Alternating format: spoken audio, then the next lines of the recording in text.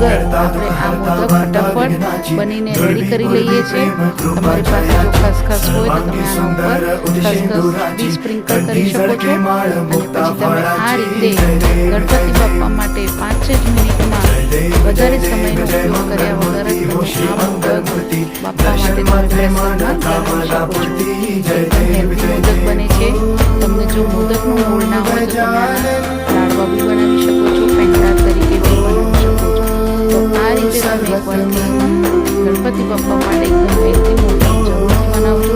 એકદમ સરસ લાગે છે। 12 અઠવાડિયા સુધી બી બગડતા નથી અને ફ્રીજમાં 15 દિવસ સુધી બી બગડતા નથી। તો તમે એકવારથી આ જરૂરથી ટ્રાય કરજો।